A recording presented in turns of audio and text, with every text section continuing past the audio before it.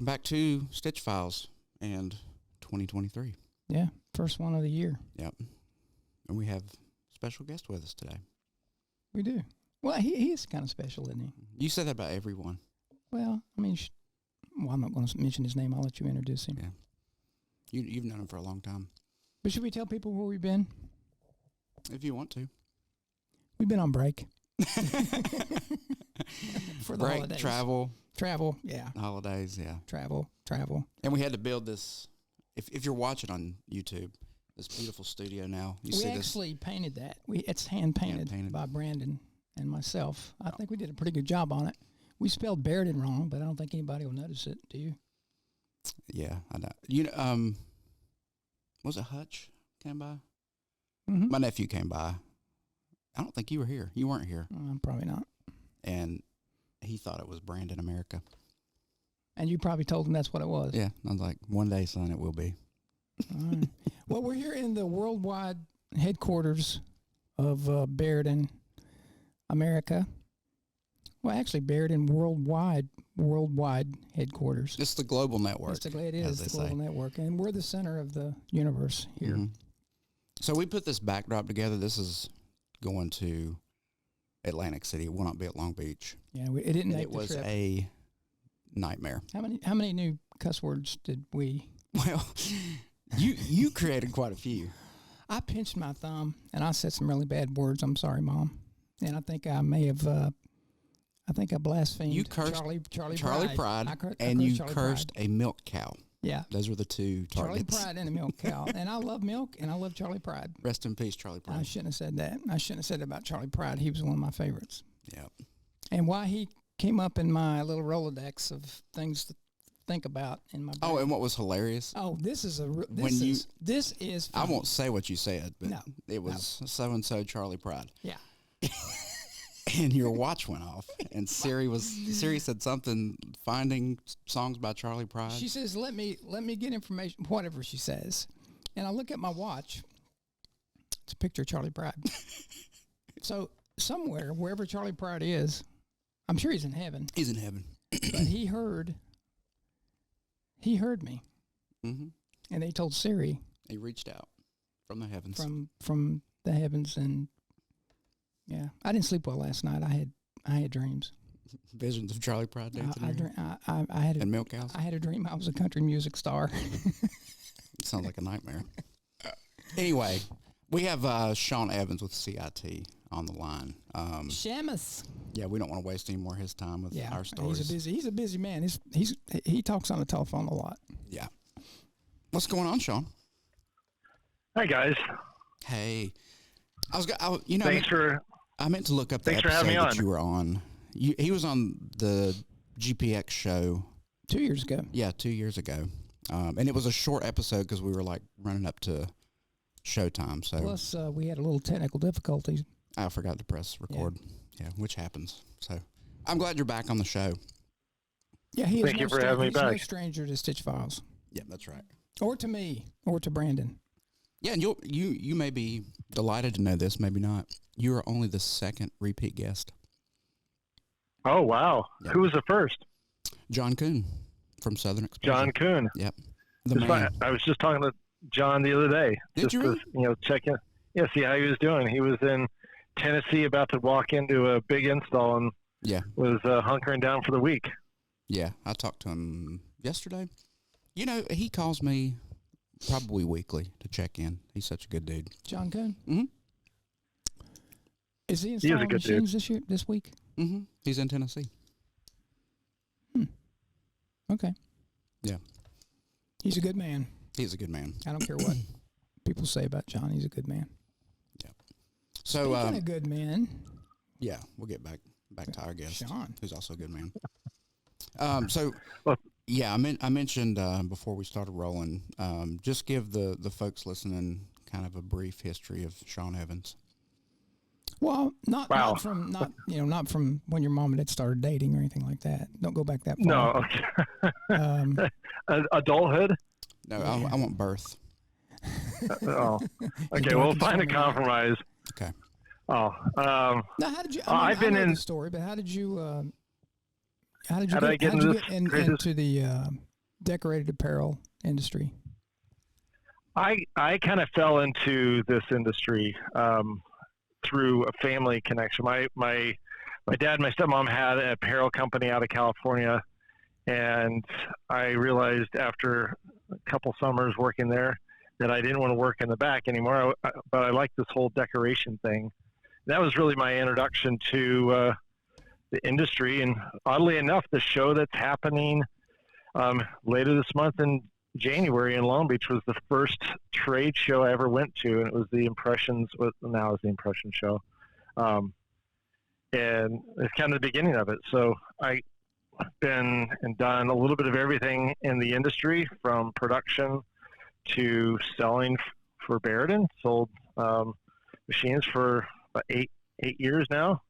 And then I moved over to the finance side, working with you guys since. But I've never gotten too far away from this industry. It is somewhat intoxicating.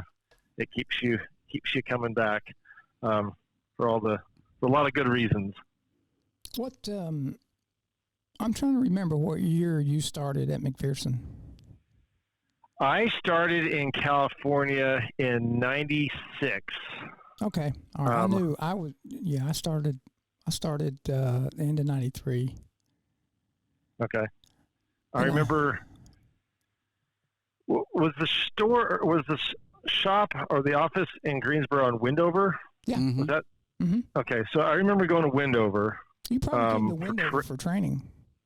I did. Yeah, I was there for a week and a half, and during that time, Denny O'Neill and John Arlino came in at various times. We overlapped. Man, I can't remember you being there, because I remember Denny and John. I first met them. I worked upstairs. Did you ever go upstairs in that building? You probably I remember upstairs. They only let key people go up there. How'd you get? Well, wasn't that where Annette's office was? I'm sorry? Wasn't that where Annette Joyce's office was? Her office was right next door to mine. Okay. Actually, so Vicky Daher Long we shared an office. Okay. Very end of the building. I remember going and spending some time in Annette's office.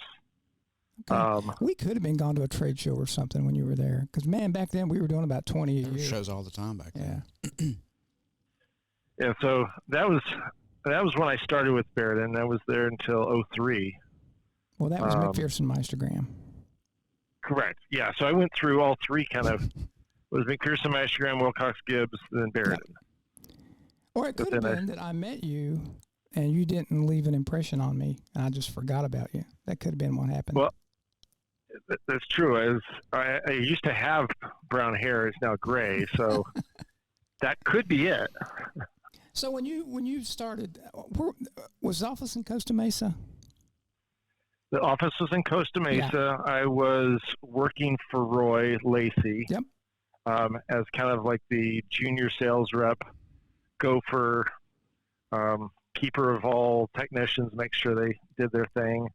But yeah, we were right in Costa Mesa. The office that had been there, I believe, for maybe a decade before I started. They'd been there a long time. Been there a long time. But then we moved it. Then we went back. We moved it to. Where did it move to? A little bit further south, over towards Santa Ana, but it was maybe a mile and a half, but it changed. You remember the big mall that was there? Yeah. There's a big shopping center. It was on the other side of that shopping center is where they moved it to. It was pretty close to John Wayne, wasn't it, the airport? Yeah. Yep. Yeah. That's John Wayne was on the other side of right. I remember. Airport, over the shopping center, and we were north side of it when I was there. Yeah.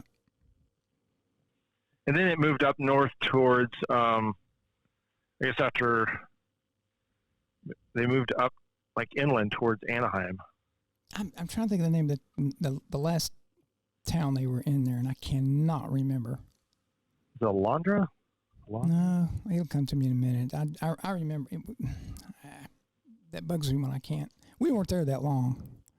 No. Before Wilcox and Gibbs did their little thing.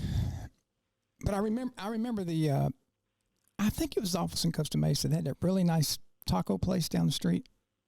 Yep. Remember that? Yep. Well, it wasn't a nice place. It was a hole in the wall. You walked up, and if you didn't speak Spanish, you just pointed at what you wanted. That's the best kind of taco joint. Tacos were like, really they were like 50 cents each or something like that. Yep. Oh, that place was so good. Yeah, no, that is one of my favorite parts about California is you get that sort of food. You don't get that in other areas of the country easily. No, it was some good stuff. Speaking of California, are you going to the Long Beach show, Sean? I'll be heading out there next Thursday morning. I get in early and I'll be there Friday, Saturday, Sunday. Join you guys. You're flying out when, Bob? Tuesday? No, I'm leaving on Monday. On Monday. Monday afternoon, and I think I get out there around 2:00. Meeting Earl and Thomasina, and then we have early move-in, so we're going to go down Tuesday morning down to Long Beach, start setting up. So. And then who's coming in? Is it just the U.S.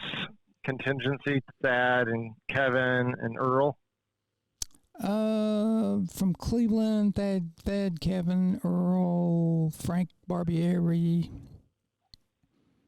and then the usual Kent, Gary, Thomasina from Northern California, and Habib from the Toronto office is coming in. Oh, okay.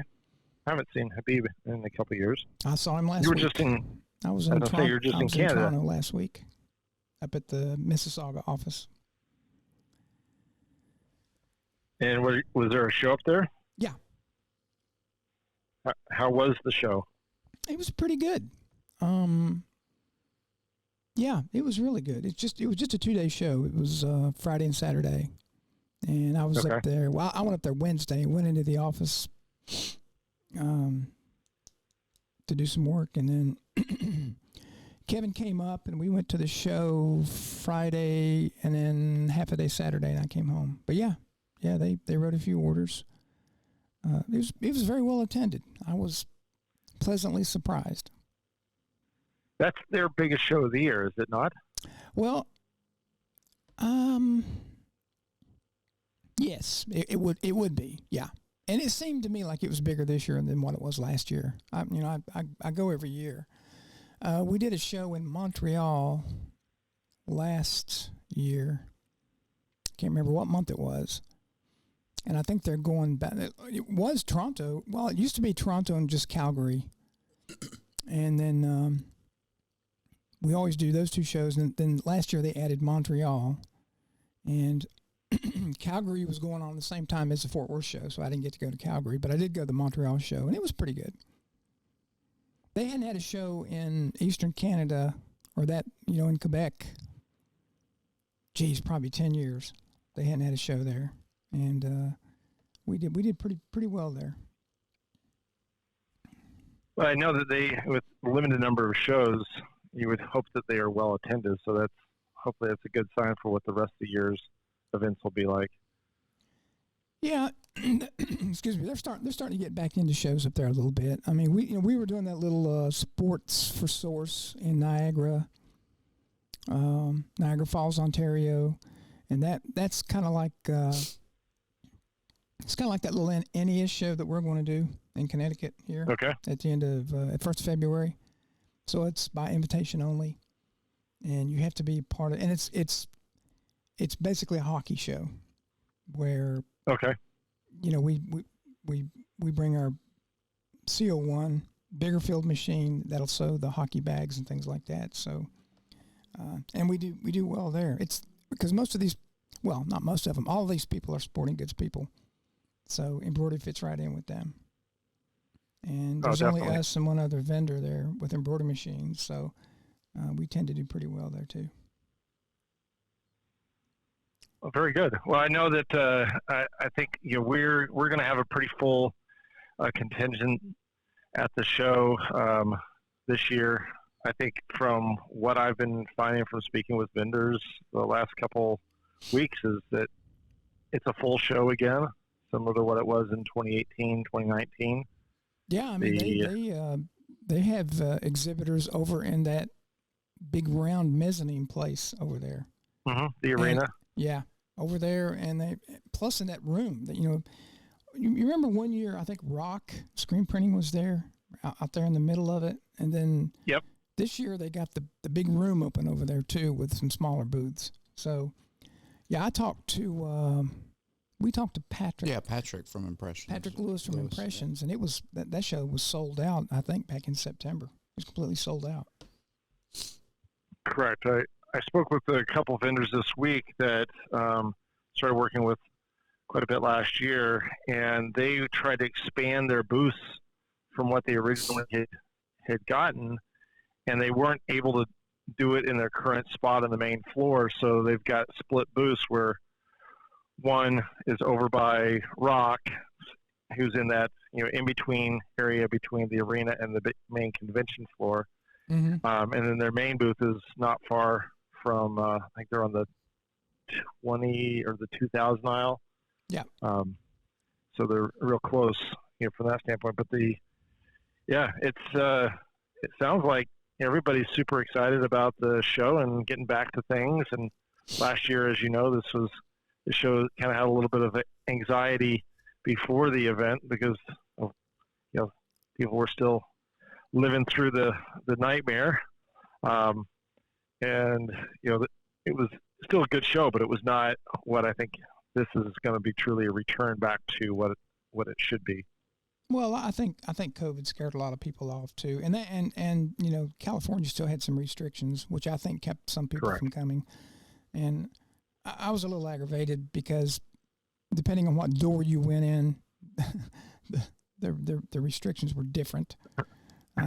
Yes, I made that known. I was pretty ticked. You go in one door and it's like a different set of rules than a different door. And nobody was on the same page. I don't care. Make your rules, but make them the same for everyone. I'll get off my soapbox now. Yeah. I don't want to start talking about Charlie Pride again. Well, I guess, back to the thing, where have I been? Obviously, I was with Barudan for quite a few years. I've been on the finance side at a couple different companies. I joined CIT, which is a commercial bank. We merged. Big news for us in the last year. We merged with First Citizens in January of last year, which is I know is a brand and name that you guys know. Raleigh, North Carolina. That's right, Raleigh, North Carolina. So it's been a great transition. They understand the industry, they understand the customer, which was very appealing to me. Coming to the company, if you remember back from the McPherson Meistergram days and ELC, the leasing company, they sold a lot of paper to CIT back in the day. Mm-hmm. So there's definitely a understanding of what the industry is all about, which I think is very important for lenders and partners and vendors and so forth, is everybody understanding kind of what the industry has to offer. What it allows. I was going to ask you, what's the benefit of joining up with First Citizens? Like, what changes does that bring? What the changes on our side really, from a process standpoint, it hasn't changed anything on our end. We have certainly more brand awareness in certain markets, which has been helpful outside of the decorated apparel space. The biggest change, and this is something that's going to be forthcoming in the next 3 to 6 months, is we're going to be able to offer vendors and customers more traditional banking solutions. So if they're looking for business lines of credit, business credit cards, those are going to be things that if they have accounts with us, then we're going to be able to help them out on that side of it as well, which CIT as a commercial bank was focused on specific elements of the banking arena and didn't do anything when it came down to if someone wanted to open up a business banking account for their new company that they started and they bought, a Barudan single head machine. That was really where we couldn't help them, which sometimes was a bit of a rub. Now with the merger with First Citizens has all that. We have to be trained on it to to offer it and so forth, but it's something where that's going to give customers the ability to have kind of a suite of services as their business grows, leveraging that they've been making payments on, a loan on a piece of equipment that they bought for their business. So, how was your year last year? How was CIT's year in your division? Not the entire company. Our division we had a great year. We hit our budget number in October that we had hoped to hit, and we hit our stretch budget number by November. So we ended the year the best year that our division's ever had, and it's in its entire history. And a lot of that had to do with some of the things that we struggled with at the same time: our speed of underwriting and speed of getting a customer approved and docked on a piece of equipment. That created a bit of backlog on the funding side because they were inundated. I think that as rates continue to rise, we saw some headwinds with it, but at the same time, there was a sense of urgency to getting their financing in order. One thing we didn't do is we didn't tighten our box as far as credit was concerned, and we kept our approval windows open for 90 days. And some vendors got 120 days on approvals, which certainly helped with the long lead times that most every vendor has experienced to some degree. But as far as my year, I was happy with where it ended. Always want to do more, but I understand there's certain elements of my vendor relationships that I couldn't get any more business out of because they didn't have the machines to ship. Mm-hmm. And that seems to be getting better, but I think that's everybody's struggles. You could probably sell more of their product if they had the ability to get more of it in their hands. Yeah. Well, it's what could have been. You wonder how many could you have sold if you would have had them, or would have been mm-hmm. able to manufacture them. That's what I'll always. I mean, McPherson was a lot bigger company than Barudan America, just because we sold a lot of other stuff, textile equipment and everything else. But this is probably the best year we've had since I've been working for Barudan. Okay. Which was the first year that we started direct, which was 2000. Mm-hmm. So, because when they took us, so when Barudan took over McPherson, the market had taken a pretty big hit. I mean, everybody was downsizing then, just because there was a big change in the market with everything going overseas and going to smaller machines. Mm-hmm. But man, we sold a lot of 12 and 15s this year. It's amazing. We hadn't sold that many in years, probably since the McPherson days. So I don't know. Yeah, I hope it lasts. I don't trust this economy. Who knows what's going to happen? But it seems to be rolling along pretty well right now. It has to slow down, and everybody knows that. But so have you guys tightened up on your lending at all? We've tightened up on, as of the first of the year, we've tightened up on some of our we've tightened up on the deals that probably shouldn't be doing anyway. Tougher credits. We definitely have seen a weakness in some of the lesser quality deals. But as far as what we go after, CIT, let me step back a second. CIT is we're not a lease company, we're a commercial bank, so we do equipment loans and not leases. We do have a risk tolerance that's not quite the traditional bank, because we only go into markets that we understand the assets and we understand the markets. And when we go into those markets, we know it and we buy deep. That said, there is still deals that we just don't want to take on that risk. It's too great of a risk versus the reward on the contract. Sure. So we have tightened up on the poorer quality transactions across the board, which kind of makes sense. The one thing that we haven't done is we haven't changed the term options that are available. We can still go out to 72 months and 84 months on larger deals over 100,000, and we still are supporting the industries that we've supported before. There hasn't been any industries that we've cut back on. There's some industries that we didn't reopen after COVID because there was restrictions that we had in place during COVID that the company made a decision not to go back into. None of them are in this decorated apparel arena at all. But as far as where we see it going forward, we're seeing a trend in other industries outside of specialty graphics that manufacturing is coming back.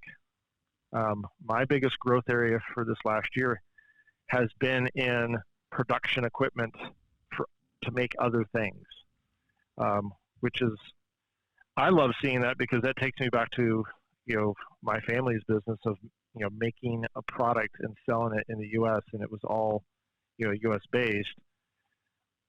I think that from what we're hearing on our end, as far as the economists that work for Citizens,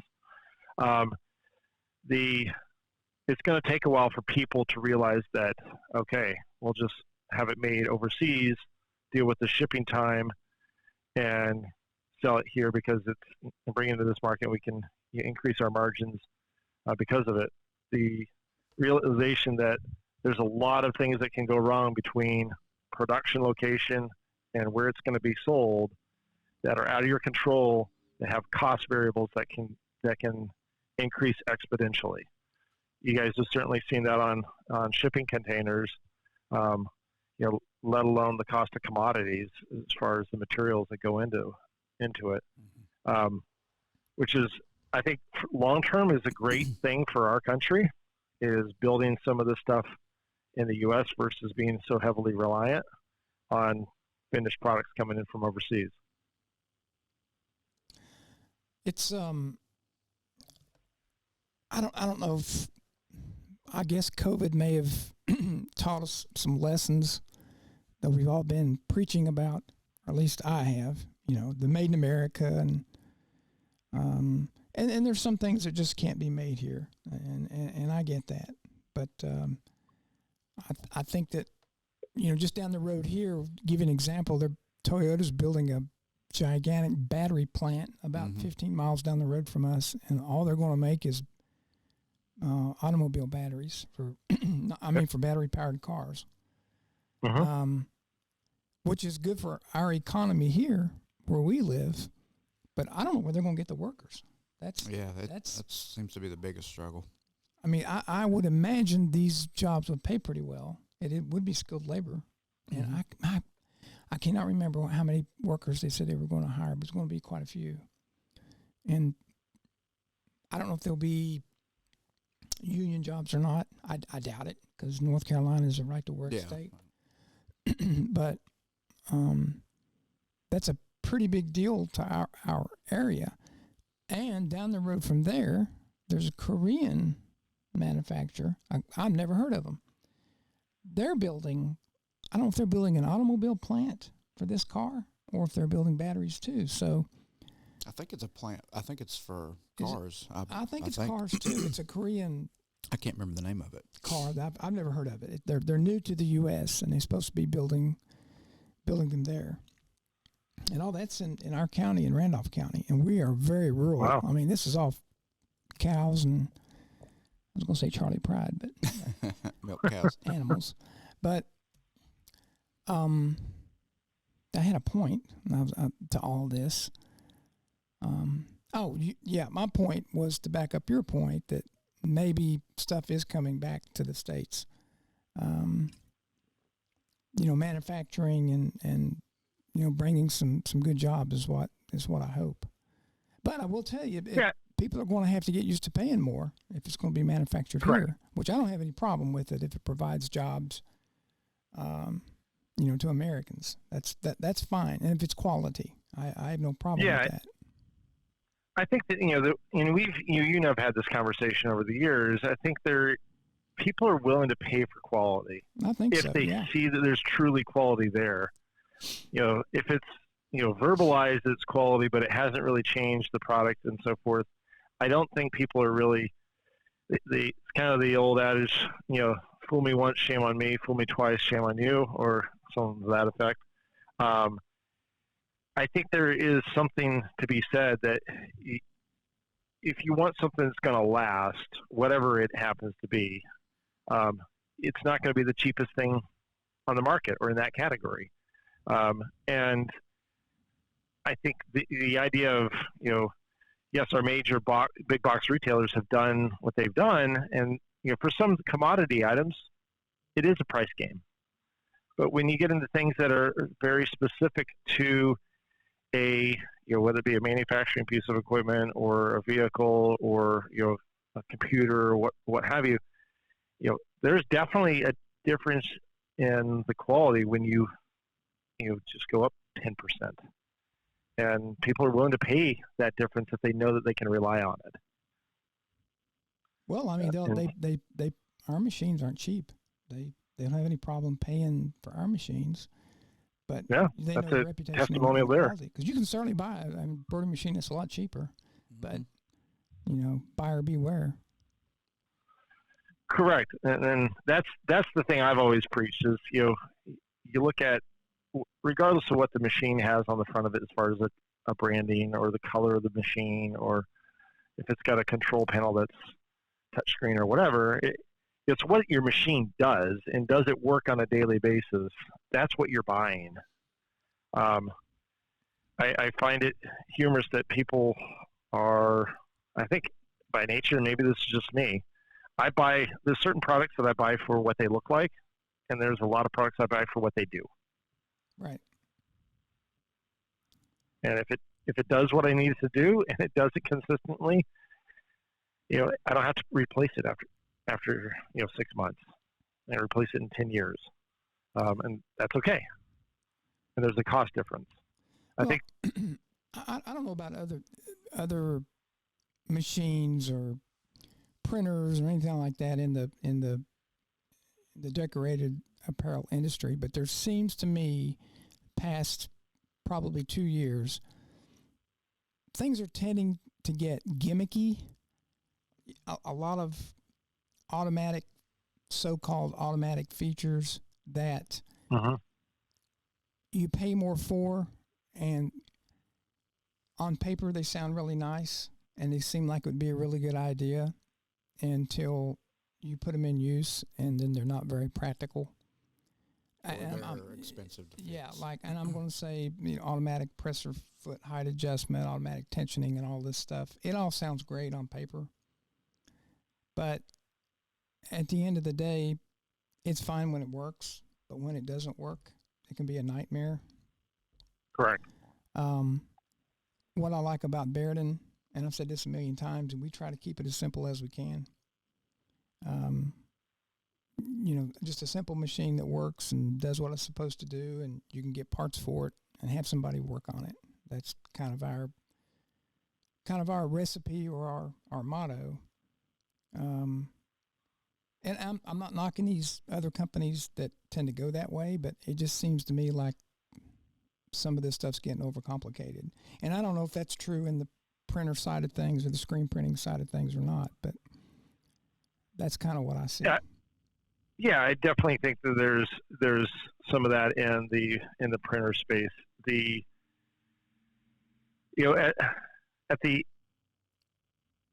hit the nail on the head a second ago. You want the machine to do what it's supposed to do, and some of these things may sound great on paper, but in reality they're not, because there's an element to them that product being fragile or more fragile because of this new feature.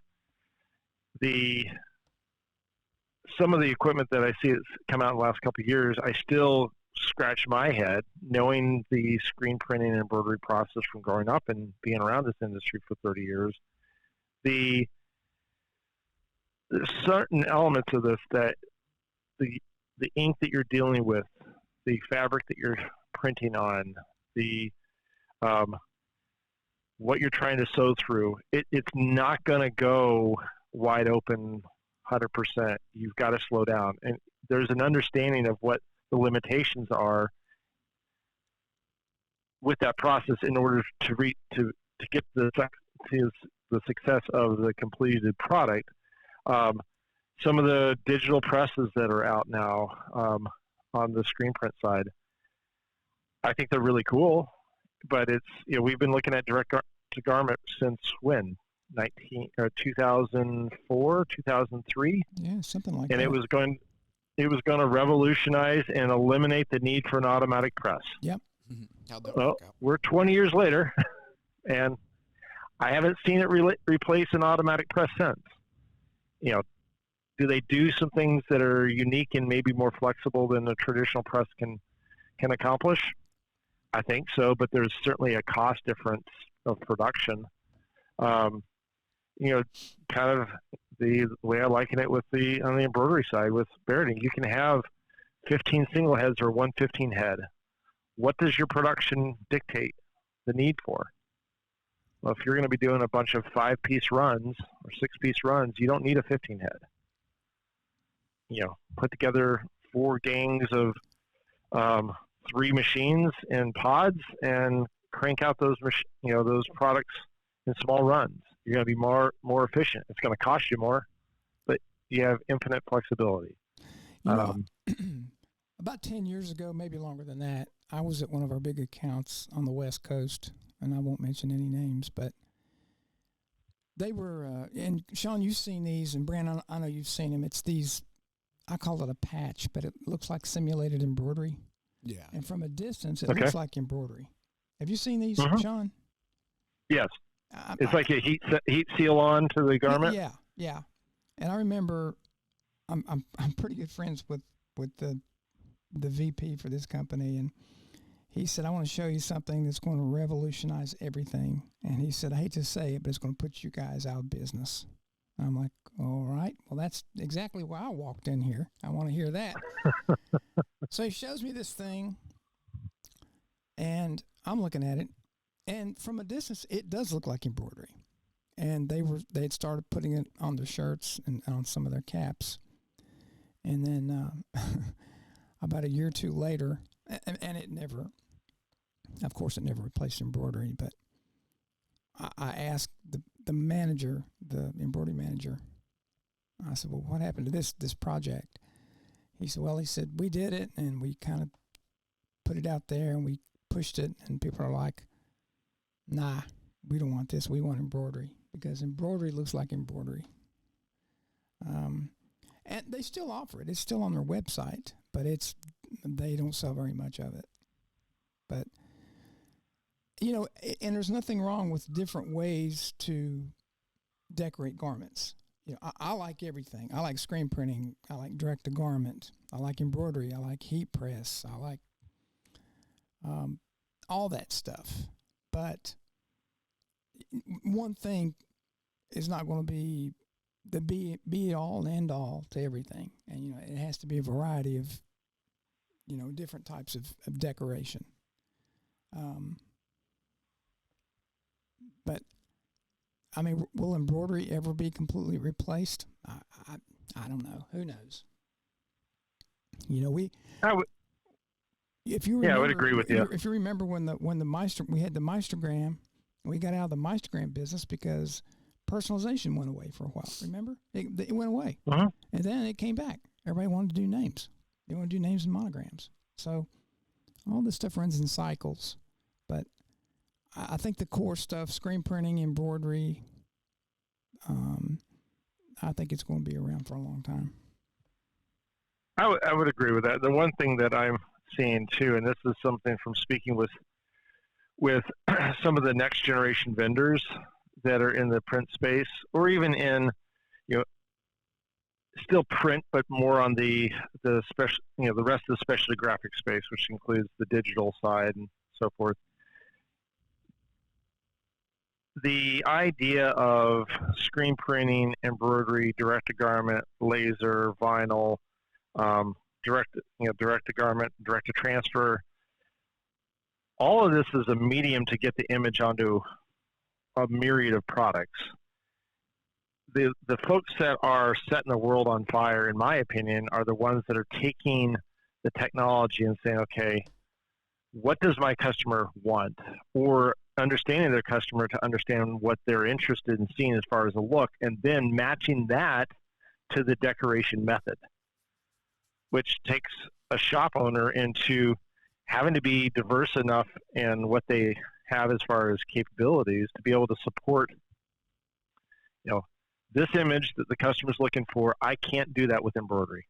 I need to do it with direct to garment. Right. Or I need to do it with direct to transfer. But having that level of understanding of what the customer really is looking for, as opposed to saying, well, we only do embroidery or we only do screen printing. Those shops, when I first started with Barudan, you had only screen print shops or only embroidery shops. It was very rare that you had shops doing both. And I think going forward, it's going to be very hard for someone, unless you're a major manufacturer where you're producing your own product that you're turning around and selling yourself. I don't think you can be that specialized. I think you have to have that flexibility or understanding of where you want to go based on what your customers' needs are. Yeah, that's a good point. So, let's change gears here just a little bit. What kind of predictions, do you have any prediction for 2023? You guys, I'm sure you've talked to all your finance people there, or your people there at CIT. What are they thinking? What's their crystal ball? We're thinking that, well, we don't have a crystal ball, but if we did, I know that we've looked at it. The prediction is that Q1 is going to start off slower than it has in years past, and probably the second half of the year is going to be busier than the first half of the year.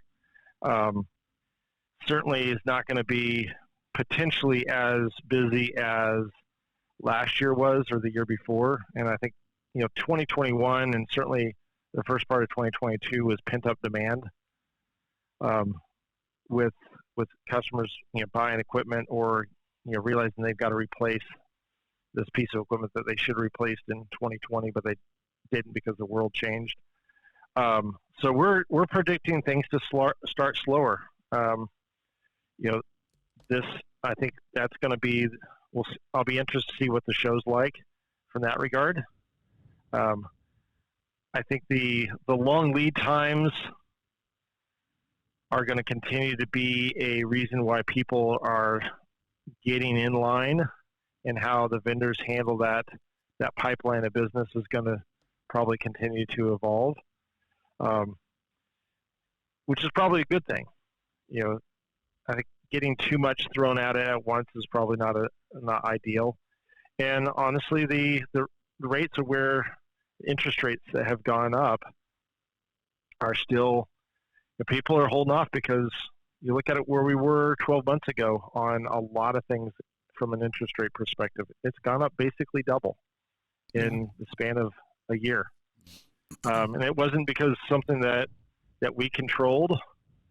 It was obviously greater things. But you look at the major industries, the housing industry, the construction industry, manufacturing in general, the costs of doing business have risen over the last 18 months. There's a digestion time that we're thinking is going to take place. But I think that's, to answer your question, first quarter's going to be slow to start. First half of the year is going to be probably a little slower than what we're expecting. And the second half of the year probably is going to return back to a more normalcy. And hopefully that gives people an opportunity, manufacturers an opportunity to get equipment back in stock. Or now, what's your maybe idea? What's your idea of normal? I'd like to know what normal is. we haven't been normal for 3 years. I don't even know what. I don't have a compass for that.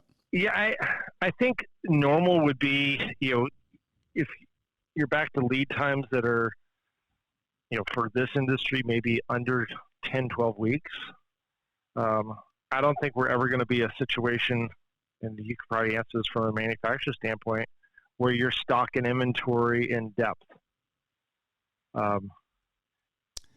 For various reasons, but I think I agree. This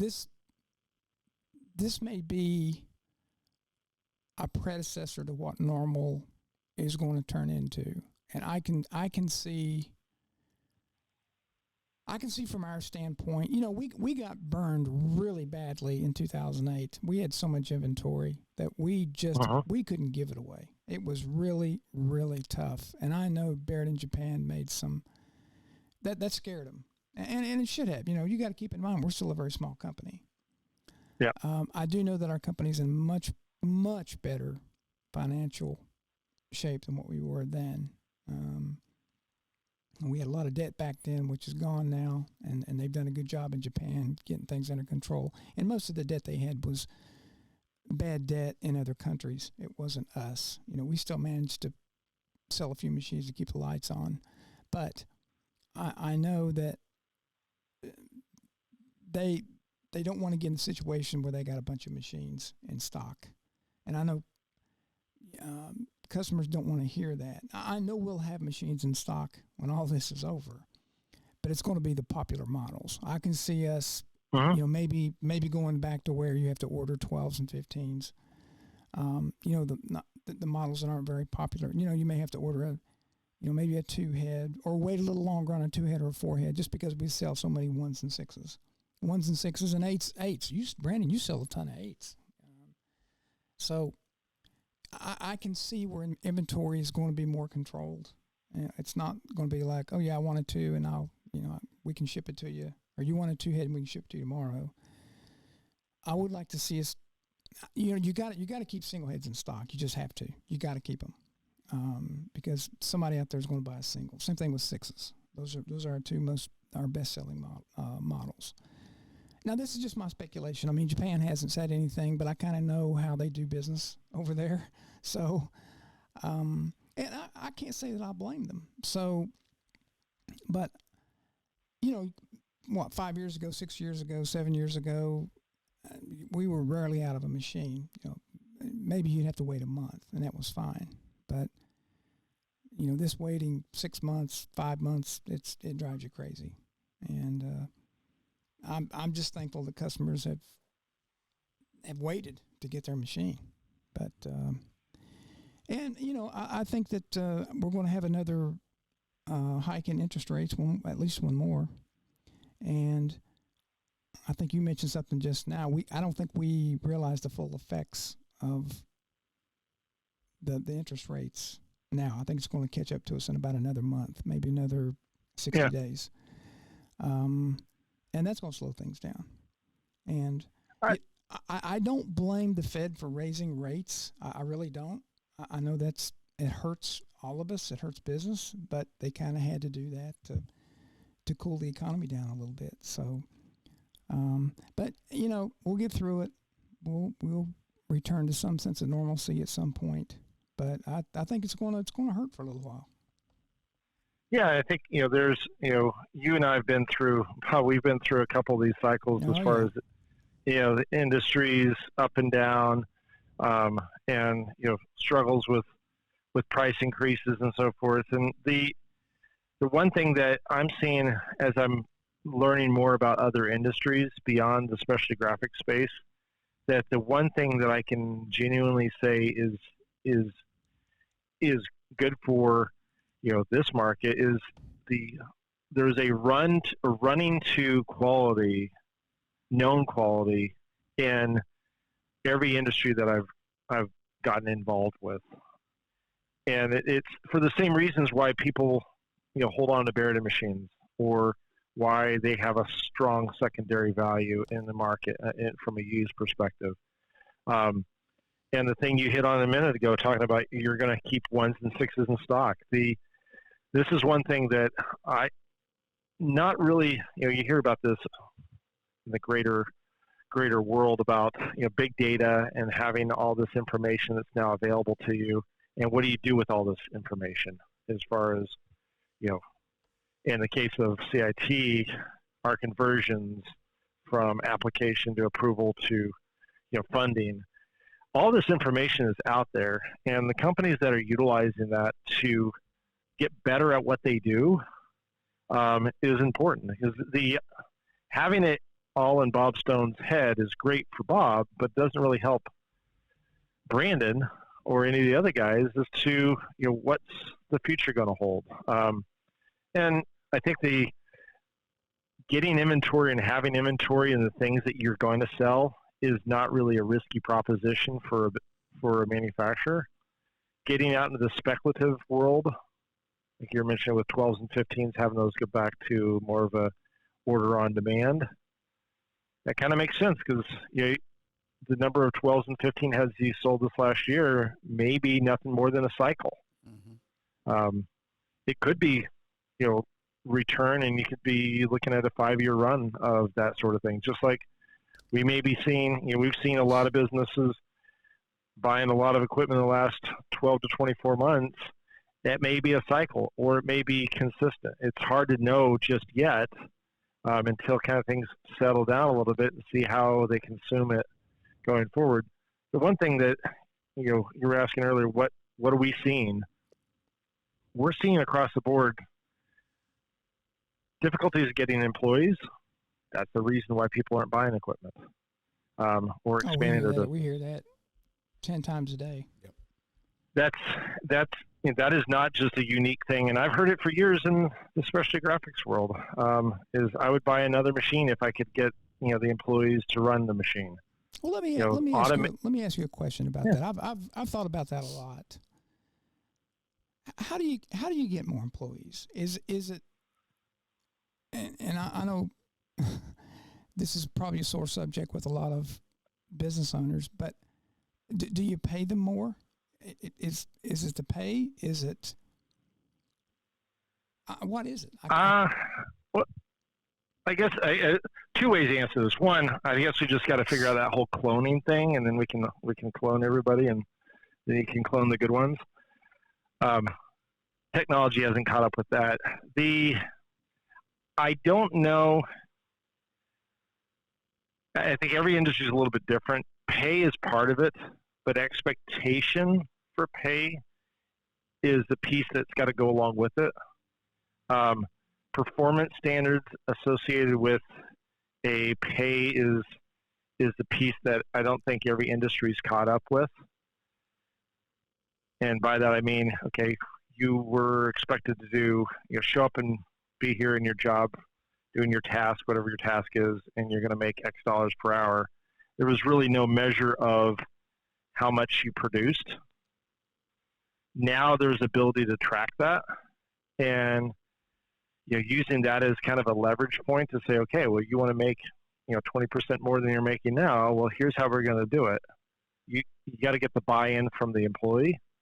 I think that's one area that I've seen work with certain areas of light production in other parts of the country. Just on the flip side of that, I have there's a couple vendors in the screen print side of things that are building machines that are fully automated. And they take, for example, you've probably seen more of the reclaiming and screen washing equipment in the screen print side. Oh yeah, that's not a fun job. And Brandon, you may have done some of this when mom and dad had the business at the house. Bob, you certainly reclaimed a couple screens. It's a glamorous job, but it has to be done. Otherwise, you can't produce shirts. So automating some of these processes is an area that you can eliminate an employee by putting a machine that does it for you without any of the inconsistencies, and it's a fixed cost. But as far as replacing, where do you find the labor? I still think, not everybody is ready to go to college. Not everybody wants to go work a job at a desk. Well, there's people. Let me interject something here. That's why we need to bring back the trades in school. Oh, 100%. We 100%. I don't want this to get into a political discussion or anything like that. And it's I don't mean it politically. I just think it's we've taught everybody to go to college and get a job, so you don't have to labor. I think physical labor can be very rewarding and very satisfying. And some of the when I was growing up as a kid, my dad had a gas station, and I did a lot of physical labor. And at the time, I didn't like it, but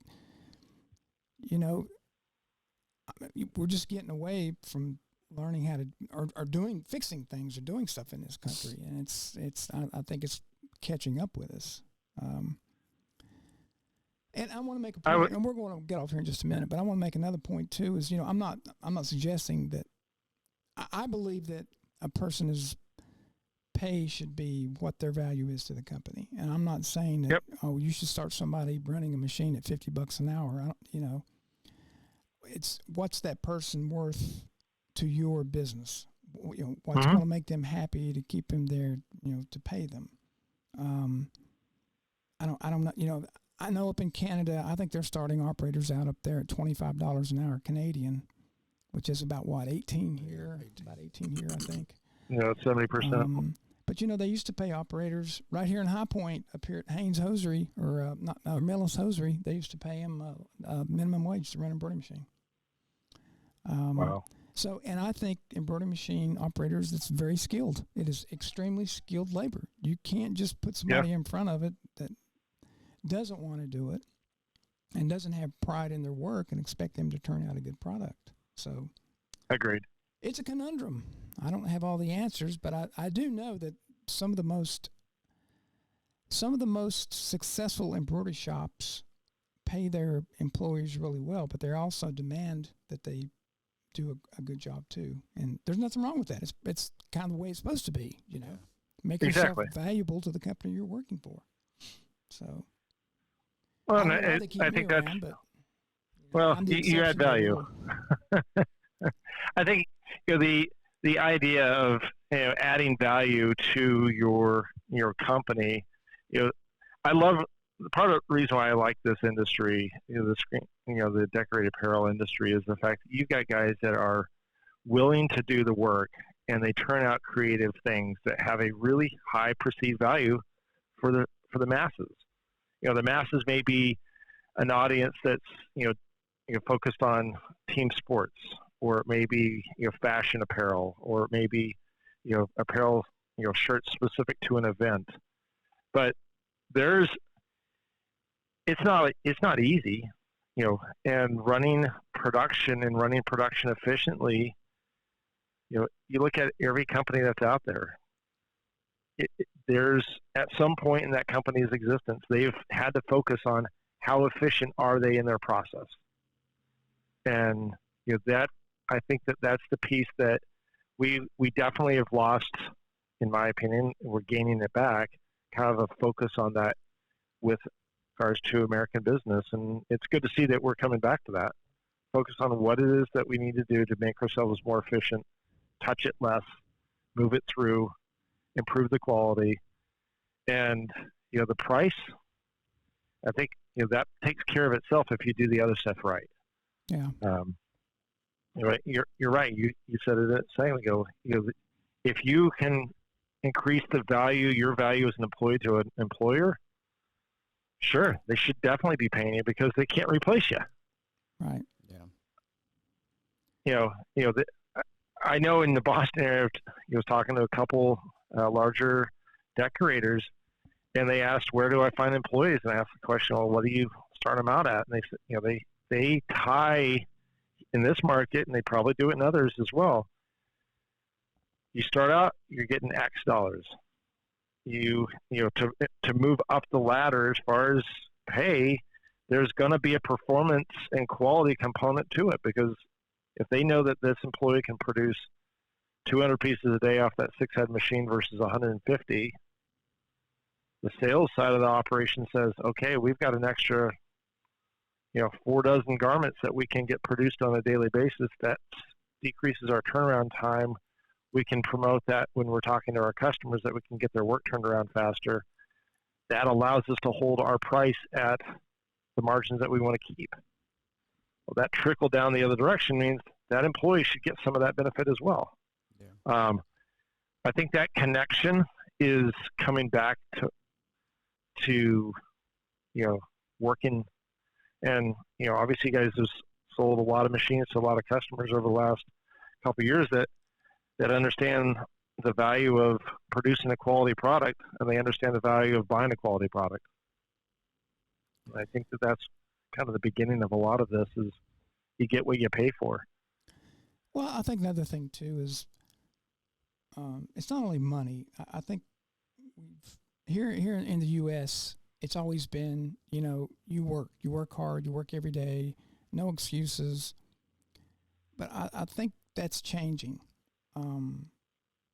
I think that I'm seeing that some of the bigger companies, and I know the small mom and pops can't do this, but flexible schedules. If you need to go to the doctor for something, and I'm like that with my people here. Well, Jamie here in the office, Jamie or anybody. If she needs to go to the doctor, I worked years ago for a big corporation that I hated, and if you want to go to the doctor, if you had a doctor appointment, you had to take a vacation day or a sick day. If you have to let your employees go to the doctor, go to the dentist, go take care of personal stuff. It's not. You have to be here 8 hours a day, or you're going to get docked. You're good people. You give them a little bit of leeway, and you give them a little bit of flexibility to do things in their life that they need to get done. And I think there's a couple companies out there, some of our bigger accounts, that are doing that, and they're starting to keep their people there. So anyway, we could talk about this for hours. Brandon, you have any questions for Mr. I don't. Seamus? No. Mr. Seamus. So you're coming out to Long Beach on Thursday? I'll be out there Thursday morning. What's your booth number? Our booth number is 19. Oh, hold on a second. Where do I have that? I think it's 1823, but here it is. Hold on a second. You're not too far from us. We're 1425. 18. Yeah, you guys are right on the main kind of aisle that runs the length of the hall. Right in the middle, kind of the whole place. It's about. Yeah, so we're on. I think we were the same last year, 14 or 15 last year. Yeah, so you're right on the corner of the 1425, and then we're at 1823. So we're 4 aisles down, or 4 rows down, I guess it would be, the other direction. But we're right on the main aisle there. It looks like you guys are right behind M&R, from what I could tell. We're right behind that big column where we are every year. The big V-shaped column. Yep. Yeah, the one that holds up the building. Holds up the building. Good place to be. It's a safe place to be. If it's an earthquake, it's the best place to be. That's a wrap. That's right. Yeah, it's not going to come down with you. So, I think we're... What's that? Go ahead. What? No, go ahead. I was going to ask you a couple questions before you go. Yeah. These... I always ask our guests some questions that lets our listeners get to know them a little bit better. So let me ask you, would you rather be rich with an IQ of 25 or poor with an IQ of 150? Rich with an IQ of 25 or poor with an IQ of 150?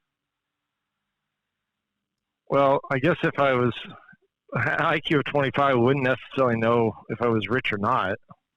So that would be kind of my first thought. Not that I have an IQ of 150.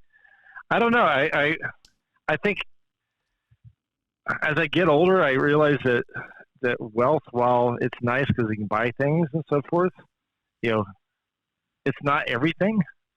So maybe having the mental capacity and understand kind of what's important is more important than having things. Yeah, I think you're wrong because need to be dumb and lots of money. I'm only about 10 points higher than that, and I would rather be rich. Oh, so I figure if you've got an IQ of 150, why are you poor? Well, yeah, I think it's probably a choice. Right, if you have an IQ of 150. Let me ask you another question. Okay. Didn't do well on that one. If you were given a slingshot, a book of matches, and a bottle of water, and dropped off in the middle of the woods, how many days do you think you would last? Don't ask me that. I could probably last a week. You think you could last? You need water. How long would you last, Brandon? I could live there. I think Brandon's a hunter. He's not. He's a woodsman. If you just gave him a bottle of water, he can make his own fire. He didn't need matches. I don't even need water. Yeah. Well, you need water. I'll just drink my piss like Bear Grylls does. You just got to filter it and let it sit so it can separate. I would rather, a week I think is reasonable. Okay. It depends on where you're dropped. That's fair enough. If it's in northern New Hampshire in February, it's probably not going to be very long. Yeah, that's another. You have a lot of snow you can melt. Like the weather would be a variable for sure. Because if it's cold, I'm just going to lay down and die immediately because I can't. Just tap out. What do you think your spirit animal is? What would your spirit animal be? I would say it's probably like a lion or a cheetah. I like to move. Don't like to be in one place. I can, get me worked up. Lions are lazy. Yeah, they're pretty lazy. I was thinking more like a hamster or a rabbit for you. I'd say cheetah. I think you're on point with the cheetah. The lion, that's a bad choice. Yeah. Lion, you're right. A lion it lays around until it's motivated to go do something. Yeah. That's not me. I would also say, I guess if you think about it more, I'm more nervous where I've always got to be doing something. That's why I said rabbit and nervous hamster. Energy. Yeah. Hamsters never stop moving. Matter if they stop moving, they're just like they're dead. Well, I think that's anxiety. I don't really think I have a lot of anxiety. Yeah, I see you as a rabbit or a hamster. That's the animal I would assign to you. I like Brandon's summation better than yours, Bob. Yeah. I like to lift people up, Sean. I don't know if you know that about me. Yes, you're all about it. All about that. I appreciate that. Thank you. When's the last time you ate Jell-O? Ooh, that's been a while. I've actually it's funny during Christmas we were looking at recipes, and my wife grabbed the Jell-O cookbook, which I think that's kind of Jell-O cookbook? Well, I think it's kind of an oxymoron. Jell-O doesn't really mean it's a cookbook. That's more of like a dessert menu. I've always thought that book was a little strange, but it's been at least last summer. Last time I had Jell-O, but now I'm going to probably go make some because now I'm thinking, Jell-O with a little pineapple in it and grapes. When's the last time you had Jell-O? Okay, it's been years. I had some just the other day. What made me think of this? Really? I like it, but I'm not. Remy was eating Jell-O. Oh, okay. And she said, "You want a bite?" I said, "Sure." That's my granddaughter. Who was eating it? She's 5 years old. Oh, okay. Okay, well it was strawberry. Their life is surrounded by Jell-O. Yeah, I was going to say the only people that really eat Jell-O on the consistent are like really young people or really old people. Yeah. I just want to get the taste of it because I figure my day's coming. I'll be in a nursing home pretty soon. I want to make sure I like it. If you start seeking out Jell-O, you're like about 2 steps away from the retirement home. She said, "You want a bite of Jell-O, Papa?" I said, "Well, may as well. I'm going to be eating it here pretty soon anyway. So might as well." And you know what? I remembered. I took a bite of Jell-O and it brought me back to my childhood because when I grew up, we didn't have a whole lot of desserts, but my mom, she could make Jell-O and she would like put fruit in it or coconut or something. And one last question. Oh, yeah. If you could choose any career or profession other than what you're in now, anything, if you had to do over again, or you could just rub a magic genie's lamp and magic And jeans weenie. She poofs out of it. And she's going to grant you a wish of anything you could be. What would you be? It's funny you mentioned that because I've been thinking about that, in conversations with my son and my daughter with regards to what they want to do when they grow up. I think, you hit something earlier about making things with your hands. There's a sense of satisfaction to that. Maybe I'm just getting old and senile, which is possible, but my kids probably can attest to that more than me, probably. I think doing things with my hands and making something out of nothing, I find a lot of enjoyment in that, and tinkering. So it would definitely be in the manufacturing, building something out of nothing sort of business. That's always kind of given me joy on some level, but I think I would definitely do that if I was to do a reset. I thought you'd be a professional bicycle rider. That's what I thought. I thought you would well, be that requires a certain talent. Well, that requires a certain talent, and I have a phobia to needles, so that would be a hard. Yeah. Well, I wouldn't do well with that whole side of it. But yeah, I think active. The thing I struggle with, now is not being as active as I would want to be at times. But I think the building something out of nothing, doing something that moves people forward, and that obviously that's a pretty broad statement. But I think that's where I would definitely fall. Well, all right, buddy. We're going to let you go. I know you're busy. I hope your computer got fixed or whatever it was. I don't know. I haven't checked it, but hopefully I have, Microsoft 365 is returned. Killing enough time so your computer would reset itself. Yeah. Well, you can always reboot it, and that usually fixes a lot of the stuff, but I don't think that's the solution I've here. been sitting here messing with mine pretty much this entire show. My MacBook is about to just bite the dust. So I feel you. All right, buddy. Well, Brandon, I'll see you in a couple days. Yeah, a few days. That's right. Yeah, a few days. It'll be this week. I look for. Yeah. Well, there you go. Well, when is this coming out? Next Wednesday. Or, yeah, you can't. Yeah, it comes out when it comes out. Yeah, it'll be out next Wednesday. But when the people are listening to it, it'll be out. See how that works? That always throws me. For the longest time, a running for the joke. longest time, I thought we were live. Yeah, we're not live. Yeah, you're right. Your IQ is about 25.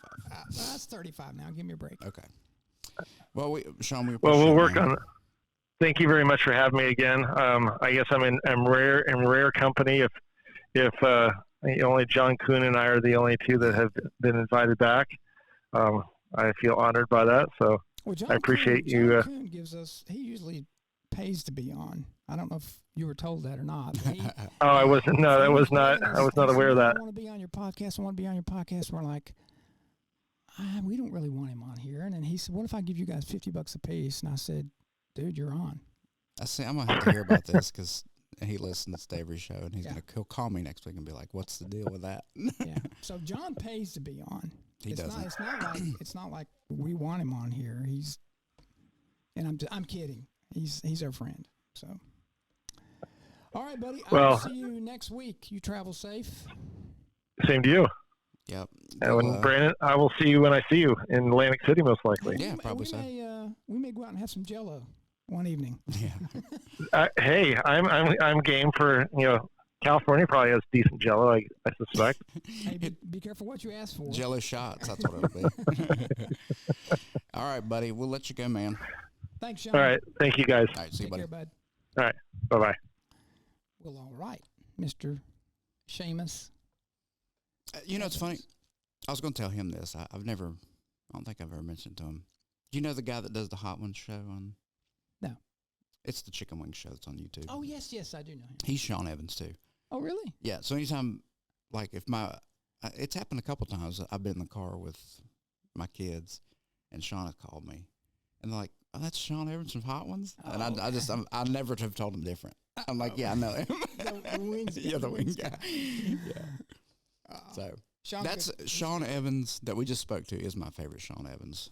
Second only to, or no, yeah, I said that right. Yeah, that's Sean Evans. So the wing guy is second. Is my second favorite Sean Evans. Well, he's the only Sean Evans I know. But I will tell you this though, if he could cook wings, I'd like him even better than I do now. Yeah, he does some grilling and cooking. He may be. Sean does? Mm-hmm. He grills? Pretty sure. I think we've talked about it before. I don't see him as a griller. I see him as a takeout person. He might be. Uber Eats dude. He probably takes his bicycle to pick it up. You know what? He probably does. Yeah. All right, housekeeping stuff. We got Atlantic City. Well, Long Beach. It will be here at some point. Yeah, Long Beach is this week. Yep. Starts tomorrow. If this comes out Wednesday. Yeah. No, it doesn't. It starts Friday. Friday. Yep. Yeah, that's the 20. I had it pulled up because I was going to forget it. 20th to the 22nd. Yep. Friday through Sunday.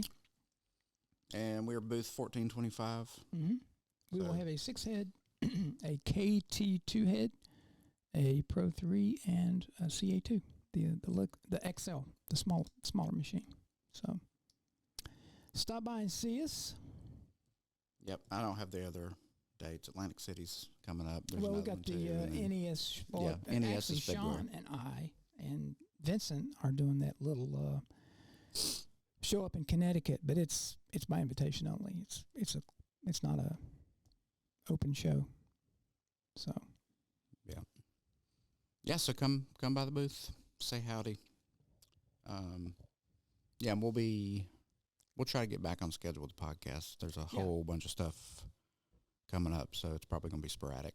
Yeah, right now we're in the middle of show season. Trade shows, travel. You and I got some travel to do. Machines to deliver. Yeah, but we're going to try to get back on schedule. I miss doing these, and we'll get some more.